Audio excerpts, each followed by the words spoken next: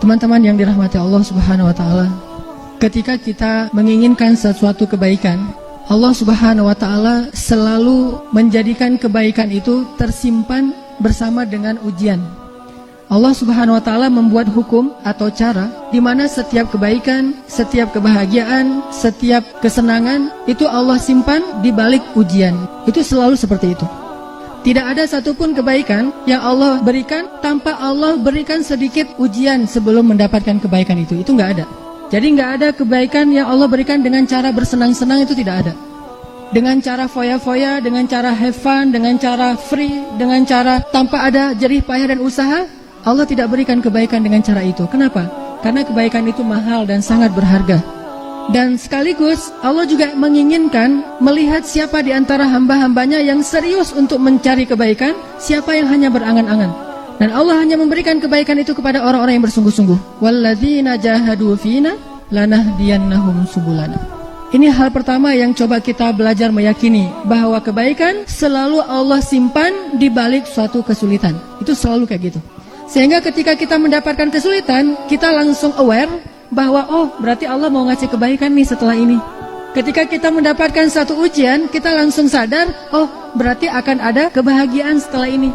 Ketika kita mendapatkan rasa sakit, kita langsung ngeh, oh, ada rasa bahagia, ada rasa senang setelah ini.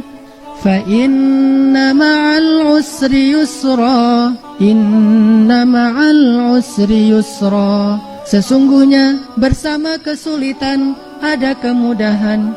Dan Allah juga mengatakan di dalam ayat yang lain, wabasyiris sabirin, sampaikan berita gembira kepada orang-orang yang bersabar di masa-masa yang sulit.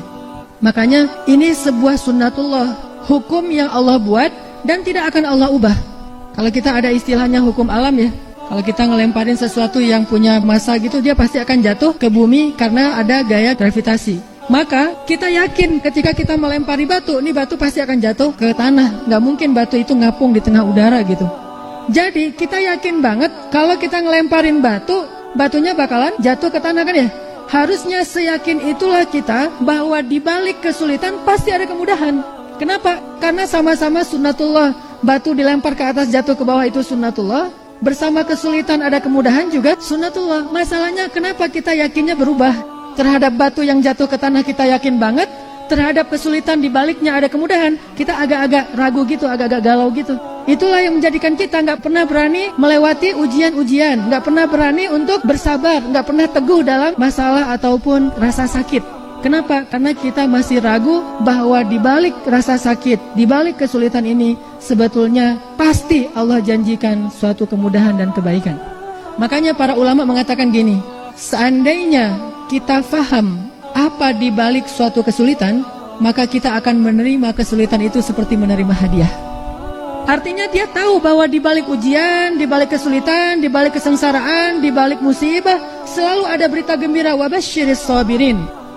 Intinya ketika kita yakin bahwa kesulitan itu pasti akan ada kemudahan di baliknya, kita akan menerima kesulitan itu dengan rasa bahagia. Kita akan merasakan rasa pahit itu, rasa sakit itu dengan perasaan senang, dengan bersyukur malah. Sehingga ada istilah, siapa yang ketika dapat musibah mengatakan alhamdulillah, maka Allah akan bangunkan untuk dia istana di dalam surga dengan nama Baitul Hamdi, rumah atau istana rasa syukur. Itu kan hadisnya kayak gitu. Ada seorang laki-laki, anak semata wayangnya baru lahir meninggal dunia.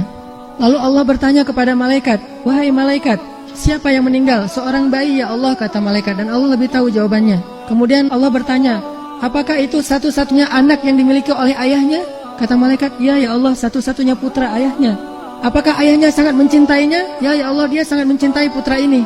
Bagaimana keadaan ayahnya ketika tahu anaknya meninggal, wahai malaikat? Kata malaikat, ayahnya mengatakan alhamdulillahirabbil alamin fa inna lillahi wa inna ilaihi raji'un.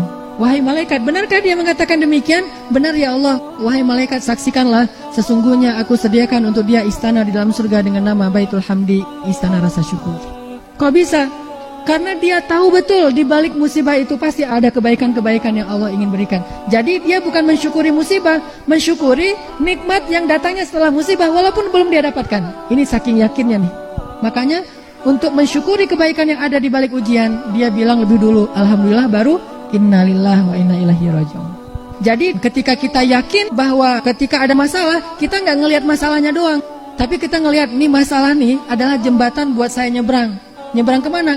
Ke tempat yang lebih indah, ke tempat yang lebih bahagia, ke tempat yang di dalamnya banyak sekali kejutan-kejutan. Jadi kita anggap masalah kita, musibah kita, rasa sakit kita sebagai jalan, jembatan yang membawa kita ke tempat yang lebih baik. Kalau kayak gitu, kita akan merasa sangat bahagia melintasi jalan itu. Dan inilah janji Allah, fa inna ma'al usri yusra, inna ma'al usri yusra.